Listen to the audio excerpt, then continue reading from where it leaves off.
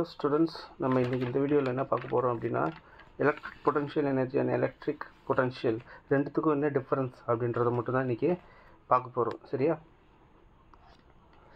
So electric potential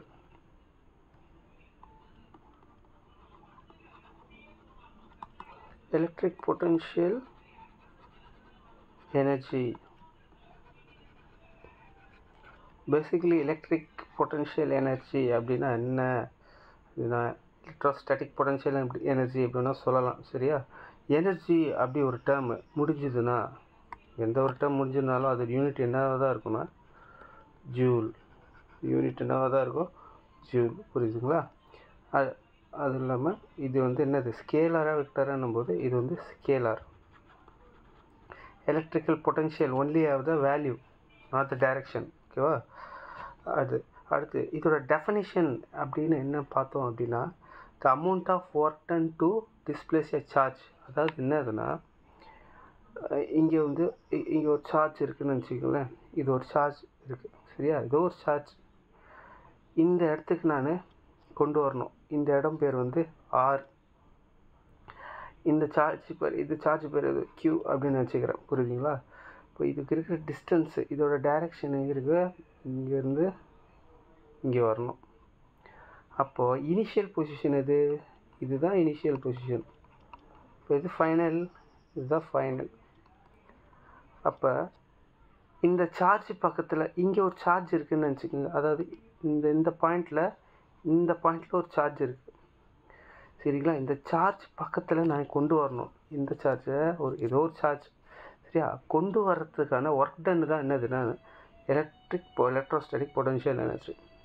அந்த work done தான் என்னது, இங்கே எவ்வளோ ஒர்க் ஆகுது. ஒர்க் டன் என்னது? Force into displacement. எவ்வளோ ஃபோர்ஸ் கொடுத்து எவ்வளோ டிஸ்பிளேஸ்மெண்ட் பண்ணுறோமோ அதுதான் என்னது இங்கே எலக்ட்ரிக் பொட்டன்ஷியல் எனர்ஜி. சிம்பிளாக சொல்லணும் அப்படின்னா, the amount of work done to displace a charge from one point to another point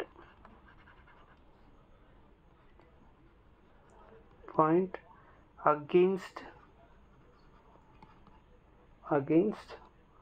electrostatic force field.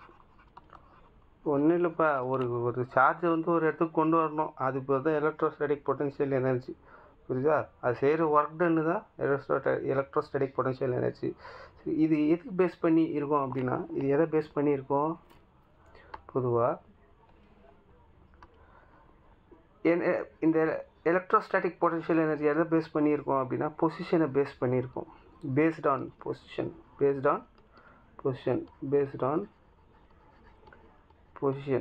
சரிங்களா? சரி, அதாவது பொசிஷன் சேஞ்ச் ஆச்சுன்னா எனர்ஜியும் சேஞ்ச் ஆகிடும், பொட்டன்ஷியல் எனர்ஜியும் சேஞ்ச் ஆகிடும். இப்போ நம்ம கிராவிடேஷன் லெசனில் பார்த்துருப்போம்ல, ஹைட்டில் ஒரு பில்டிங்கோட ஹைட்டில் இருக்கிற ஒரு பொருளுக்கும், அதாவது பில்டிங் ஹைட் இல்லை, சர்ஃபேஸுக்கு ஹைட்டில் இருக்கிற பொருளுக்கும் சர்ஃபேஸ் பக்கத்தில் இருக்கிற பொருளுக்கும் பொட்டன்ஷியல் எப்படி டிஃபர் ஆகும். எது பக்கத்தில், இதுதான் சர்ஃபேஸ்னால் இது பக்கத்தில் இருக்குன்னா இதுக்கு லோவர் பொட்டன்ஷியல் எனர்ஜியும், ஹைட்டாக இருக்கிற பொருளுக்கு ஹை பொட்டன்ஷியல் எனர்ஜியும் இருக்கும். இதே மாதிரி தான் இங்கேயும். சரிங்களா? பொசிஷனுக்கு பொறுத்து இந்த எலக்ட்ரிக் பொட்டன்ஷியல் எனர்ஜி இங்கேருந்து சேஞ்ச் ஆகுது. சரிங்களா? இப்போ இதோட ஃபார்முலா என்ன அப்படின்னா, UE electric potential energy equal to electric force into displacement. இந்த ஃபார்முலா எப்படி எழுதலாம்? எப்படி திருப்பியும் எழுதலாம். அதாவது UE ஈக்குவல் டு இந்த எஃப்க்கு நம்ம என்ன கொடுக்கலாம்? இந்த ஃபார்முலா யூஸ் பண்ணலாம். 1/4πε0 Q1 Q2 R² இருக்கும். இங்கே டிஸ்டன்ஸ்னு ஒன்று இருக்குது. அந்த டிஸ்டன்ஸ் நான் இதோட டிஸ்டன்ஸு ஆர்னு எடுத்துக்கோங்க. இந்த பாயிண்ட் பேர் ஓன்னு வச்சுக்கோ. சரிங்களா? இந்த பாயிண்ட் பேர் ஓ, இதோட டிஸ்டன்ஸ் என்னது ஆர்னு எடுத்துக்கலாம். அப்போ அந்த டிஸ்டன்ஸ் ஆறு மேலே இருக்கும் போது இந்த ஆறு என்ன ஆகிடும்? கேன்சல் ஆகிடும். அப்போது இதோட ஃபார்முலா என்ன வரும் அப்படின்னா, வெறும் Q1 Q2 by R. இதுக்கு வெக்டார்லாம் போடக்கூடாது, ஏன்னா இது என்னது, வெறும் ஸ்கேலர் தான், டைரக்ஷன் கிடையாது அங்கே. சரிங்களா? அடுத்து சரி, அடுத்துக்கு போகும்போது இது வந்து என்னது, பொசிஷன் பொறுத்து சேஞ்ச் ஆகுதுல்ல. அப்போது அதை எப்படி எழுதணும் அப்படின்னா, change in potential energy equal to அதாவது U2 minus U1 final minus initial. இதுதான் இதோட கான்செப்ட். ஃபைனல் அதாவது ஒரு ஆப்ஜெக்ட் இன்ஃபினிட்டியில் இருக்குது, இந்த பாயிண்ட்டுக்கு வரணும். சரியா? அப்போ இதுதான் என்னது, இனிஷியல்னு போட்டு சொல்லிட்டு அதில் இதுலேயே இது வந்து ஃபைனல். சரியா? அப்போ இது வந்து இது UAனா இது UBயாக இருக்கும், U1னா இது U2வாக இருக்கும். அதுதான் வந்து பேசிக்கான கான்செப்ட்.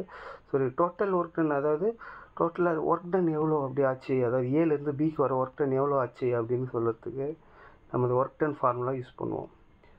ஏபி அதாவது யூபி, இது யூஏன்னு எடுத்துக்கோங்க. அப்போ work done AB total work done எப்படி கண்டுபிடிக்கணும், ஒர்க் டனோட ஃபார்முலா ஏலேருந்து பிக்கு வந்திருக்காரு, ஏலேருந்து பிக்கு வந்திருக்காரு. அதாவது force into displacement, force into external force into displacement. External force எதுக்கு ஆப்போசிட்டாக இருக்குன்னா எலக்ட்ரிக் ஃபோர்ஸுக்கு ஆப்போசிட்டாக இருக்கும். எக்ஸ்டர்னல் ஃபோர்ஸ் எதுக்கு ஆப்போசிட்டாக இருக்குன்னா எலக்ட்ரிக் ஃபோர்ஸுக்கு வந்து ஆப்போசிட்டாக இருக்கும். அதை நம்ம எப்படி minus integration of A to B FV electric force dot dr vector இப்படி எழுதலாம். சரிங்களா?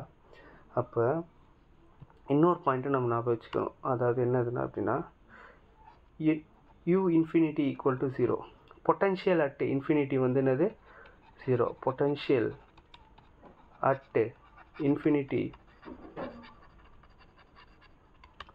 0. முக்கியமான பாயிண்ட் ஞாபகம் வச்சுக்கணும். சரியா? அப்போ நம்ம இந்த ஃபார்முலா படி அப்ளை பண்ணோன்னா என்னது, U2 அப்படின்னா என்னதுன்னா இதுதான் சிஸ்டம், இதுதான் சிஸ்டம். இங்கே என்ன இருக்குது, இங்கே இன்ஃபினிட்டியில் இருக்குது, அதாவது இந்த சார்ஜ் வந்து இன்ஃபினிட்டியில் இருக்குது, இன்ஃபினிட்டி பொசிஷனில் இருக்குது. அப்போ இது எப்படி எழுதலாம் அப்படின்னா U2 சிஸ்டம் தான் U2. அப்போ யார், இன்ஃபினிட்டி தான் U1. அப்போ equal to external work ton. சரிங்களா? இப்போ U infinity 0 ஆயிடுச்சுன்னா அது என்ன ஆகிடும், U infinity 0 ஆயிடுச்சுன்னா கண்டிப்பாக சிஸ்டமுக்கு ஈக்குவல் டு ஒர்க் டன். புரியுதுங்களா?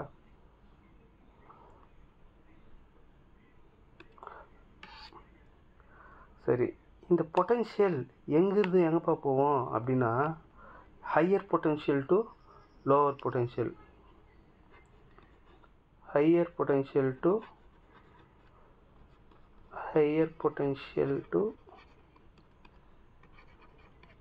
Lower potential, higher potential to lower potential. எங்கே எப்படி அப்படின்னா இப்போ ஒரு பேட்ரி இருக்குது, பேட்ரியில் என்ன இருக்கும், நிறைய சார்ஜஸ் இருக்கும். சரியா? இப்போ நிறைய சார்ஜஸ் இருக்கிற பேட்டரியிலேருந்து வேறு எதனா ஒரு காம்பனண்ட் கூட கனெக்ட் பண்ணும்போது சார்ஜஸ்லேருந்து தானே சார்ஜஸ் வந்து அந்த காம்பனண்ட்டுக்கு போகுது. அந்த காம்பனண்ட்லேருந்து சார்ஜஸ் வருதா? எதனா, அதாவது நம்ம ஒரு சார்ஜஸ் வந்து பேக் பண்ணி நிறையா வச்சுருக்கு. அப்போ எங்கே இந்த ஹை பொட்டன்ஷியல் அதாவது charges flow from high potential energy to low potential energy. Same concept தான் இங்கேயும். ஆனால் இந்த பொட்டன்ஷியல் எங்கே அதிகமாக இருக்கும் அப்படின்னா ஹையர் பொட்டன்ஷியல் எப்படி சொல்லலாம் அப்படின்னா சார்ஜஸை வச்சு சொல்லலாம். இப்போ நமக்கு இங்கே வந்து இங்கே ஒரு ப்ளஸ் சார்ஜும் என்ன ஆகும், ரிப்பல் ஆகும். ப்ளஸ் சார்ஜும் பக்கத்தில் வச்சா என்ன ஆகும், பற்றிக்கும்ன்ற மாதிரி ப்ளஸ் சார்ஜும்ன்ற பக்கத்தில் வச்சா ரிப்பல் ஆவானுங்க. சரியா? அப்போ ப்ளஸ் சார்ஜ் பக்கத்தில் வச்சா ரிப்பல் ஆகுது. அப்போ ரிப்பல் எந்த அளவுக்கு அதுக்கு பக்கத்தில் வருதோ அந்த அளவுக்கு அது ரிப்பல் ஆகும். அப்போ எவ்வளோ ரிப்பல் ஆகுதோ அவ்வளோ பொட்டன்ஷியல் எனர்ஜின்னா ப்ரொடியூஸ் ஆகும். ரெண்டு பேரும் தூரமாக இருக்கிறாங்க, அப்போ அங்கே ப்ரொடியூஸ் ஆகுமா, அவன் பாட்டு அவன் வேலையை பார்ப்பான், இவன் பாட்டு இவன் வேலையை பார்ப்பானு. அப்போ ரெண்டு பக்கத்தில் வந்தால் தான் என்ன பண்ணுவாங்க, அடிச்சுப்பானுங்கன்ற மாதிரி ரெண்டு பேர் பக்கத்தில் வந்தால் தான் அந்த ரிப்பல் ஃபோர்ஸ் வந்து ஸ்ட்ராங்காக இருக்கும்னு அர்த்தம். சரியா? அப்போ சேம் சைன் ஃபோர்ஸ் வந்து சேம் சைன் இருக்கிற சார்ஜஸ் வந்து க்ளோஸராக வந்ததுன்னா டிஸ்டன்ஸ் வந்து கம்மியாச்சுன்னா அப்படின்னா பொட்டன்ஷியல் எனர்ஜி எப்படி இருக்கும்? ஹையாக இருக்கும். சரிங்களா? இது மைனஸ் சார்ஜுக்கும் அப்ளை ஆகும். மைனஸ் சார்ஜும் பக்கத்தில் வந்தால் என்ன ஆகும்? ரிப்பல் தான் ஆகும். அப்போ அங்கே ஹையர் பொட்டன்ஷியல் எனர்ஜி இருக்கும். புரியுதுங்களா? அப்போ பேசிக்காக என்னதுன்னா ரிப்பல் ஆனாலே அங்கே வந்து ஹையர் பொட்டன்ஷியல் எனர்ஜி தான். புரியுதா? அப்போ எங்கப்பா லோவர் பொட்டன்ஷியல் எனர்ஜி இருக்கும் அப்படின்னா ப்ளஸ்ஸு, இந்த ப்ளஸ் இவ்வளோ தூரத்தில் இருக்குது. அப்போ தூரமாக இருக்காங்க. அப்போ அங்கே என்ன தான் இருக்கும்? கண்டிப்பாக லோவர் பொட்டன்ஷியல் எனர்ஜி தான் இருக்கும். அதே மாதிரி ஒரு மைனஸும் தூரமாக இருந்ததுன்னா என்னது? அதுவும் பொட்டன்ஷியல் கம்மியாக தான் இருக்கும். புரியுதுங்களா? Low potential. அப்போ ஒரு ப்ளஸ் சார்ஜும் ஒரு மைனஸ் சார்ஜும் பக்கத்தில் இருக்குது. அப்போ அங்கே என்ன ஆகும்? அட்ராக்ட் ஆகிடும். புரியுதுங்களா? அதாவது என்ன ஆகிடும்? அட்ராக்ட் ஆகிடும். பட்டு அங்கே பொட்டன்ஷியல் கம்மியாக தான் இருக்கும். அட்ராக்ட் ஆனாலும் என்ன ஆகும்? அங்கே பொட்டன்ஷியல் வந்து கம்மியாக தான் இருக்கும். அப்போது இந்த இடத்துல வந்து பொட்டன்ஷியல் வந்து கம்மி. அட்ராக்ட் அப்படின்னாலே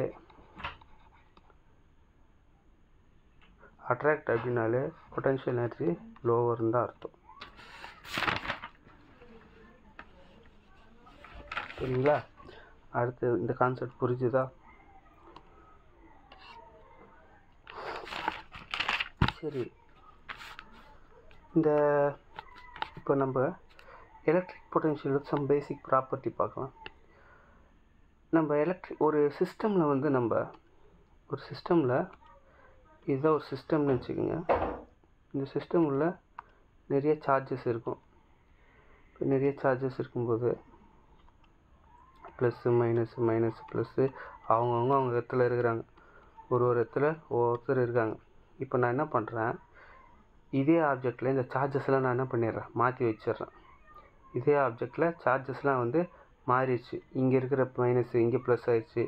அதாவது இதே ஆப்ஜெக்ட் தான், நான் மைனஸ் ப்ளஸ் மட்டும் என்ன பண்ணிக்கிறேன்? மாற்றிக்கிறேன். போன டயக்ராம் மாதிரி இது இல்லை. சரியா? மாற்றியாச்சு எல்லாரையும். அப்போ இந்த ப்ளஸ் இருந்த இடத்துல இப்போ போன வாட்டி இந்த மைனஸ் இருந்த இடத்துல ப்ளஸ் இருந்திருக்கலாம். இப்போ இந்த ப்ளஸ் இருந்த இடத்துல மைனஸ் இருந்திருக்கலாம். அப்போ நான் இங்கே என்ன பண்ணியிருக்கேன் அப்படின்னா மூவ் பண்ணியிருக்கேன், இல்லை அசம்பிள் பண்ணியிருக்கேன், இல்லைன்னா ரீஅரேஞ்ச் பண்ணியிருக்கேன். எல்லாமே பண்ணியிருக்கேன் இங்கே. சரியா? எல்லோ சார்ஜஸ் மூவ் பண்ணியிருக்கேன், ரீஅரேஞ்ச் பண்ணியிருக்கேன். எல்லோரும் ஒரு லைனாக கூட நிற்க வச்சுருக்கலாம், வேணா இருக்கலாம். சரி, இந்த கண்டிஷனில் என்னென்னா இண்டிபெண்ட் ஆஃப் பாத்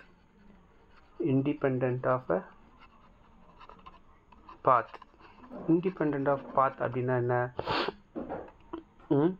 இங்கே ஒரு ப்ளஸ்ஸு, இந்த ப்ளஸ் சார்ஜ் நான் இங்கே எடுத்துகிட்டு போகணும். இங்கே போனோம்பா இவர் வந்து இங்கே வந்து ரெடில்ஸில் இருக்கிறார். இப்போ வந்து இவர் என்ன பண்ண போகிறார்? பொன்னேரிக்கு வர போகிறாருன்னு வச்சுக்க.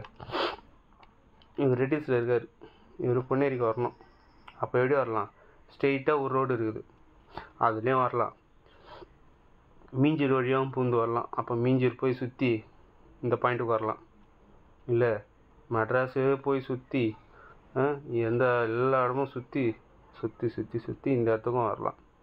அப்போ எது வந்து ஷார்ட்டஸ்ட் டிஸ்டன்ஸாக இருக்கும்? இந்த ஸ்ட்ரெயிட் ரோடு தான் ஷார்ட்டஸ்ட் டிஸ்டன்ஸாக இருக்கும். இப்போ இந்த ரோடு வந்து 1, இது 2, இது 3. ஆனால் இவங்க 3 பேருமே இது வந்து ஒரு 3 பேர். ஒருத்தர் வந்து இங்கேருந்து கிளம்புறாரு, அப்போ இவர் சீக்கிரமாக வந்துடுவார். இன்னொருத்தர் மீஞ்சூர் போய் வர்றாரு, இன்னொருத்தர் மெட்ராஸ் போய் வர்றாரு. அப்போ இவங்க 3 பேருமே செய்கிற வேலை என்ன தான்? இந்த பாயிண்ட் பிக்கு தான் இந்த ப்ளஸ் சார்ஜை எடுத்துகிட்டு வராங்க. சரியா? ஒர்க் டன் என்னவாக தான் இருக்கீங்க? சேம் தான் இருக்குது. ஆனால் டிஸ்டன்ஸ் தான் இங்கே என்ன டிஃப்ரெண்ட்டு. அப்போ இங்கே டிஸ்டன்ஸ் வந்து இங்கே மேட்ரே கிடையாது. இதா என்ன வேலை செஞ்சுருக்கிறாங்கன்னு தான் பார்ப்பாங்க. நீ எவ்வளோ தூரம் ஓடணுன்னு பார்த்துருக்க மாட்டாங்க. நீ என்ன லாஸ்ட்டில் என்ன வேலை செஞ்ச அதை மட்டும் தான் இங்கே பார்ப்பாங்க. அடுத்த point, it only depends upon final and initial position. ஏற்கனவே position only depends upon final and initial position. Final and initial position. சரிங்களா? லாஸ்ட்டில் எலக்ட்ரிக்கல் ஃபோர்ஸ் வந்து கன்சர்வேட்டிவ் ஃபோர்ஸ். எலக்ட்ரிக்கல் ஃபோர்ஸ் எப்பயுமே வந்து அது கன்சர்வேட்டிவ். லாஸ்ட் வீடியோ பார்த்துருந்தீங்கன்னா உனக்கு கண்டிப்பாக புரியும். Okay, conservative force. அடுத்து லாஸ்ட்டாக நம்ம இந்த டாப்பிக்கில் வந்து எலக்ட்ரிக் பொட்டன்ஷியல் அப்படின்னா என்னென்னு பார்க்கலாம். எலக்ட்ரிக் பொட்டன்ஷியல் அப்படின்னா என்ன? ஒர்க் டன், அதாவது எலக்ட்ரிக் பொட்டன்ஷியல்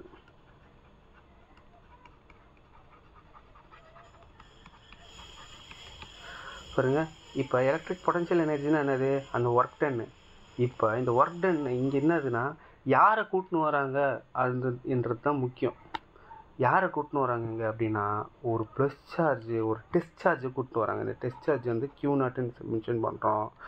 இந்த பாயிண்ட் Pக்கு வந்து இந்த டெஸ்ட் சார்ஜை நான் வந்து கூப்பிட்டு வரேன். சரியா? அப்போ work done to bring a unit positive charge from infinity, இது எங்கே இருக்குது? இன்ஃபினிட்டியில் இருக்குது, to that point without acceleration.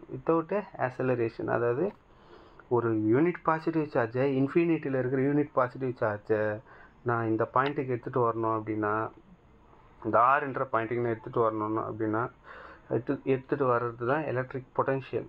இதுதா வித்தவுட் ஆக்சலரேஷன் ஆகாமல் எடுத்துகிட்டு வரணும். அப்போ இது ஃபஸ்ட்டு இதோட யூனிட் பற்றி பார்த்துக்கலாம். யூனிட் வந்து என்னது?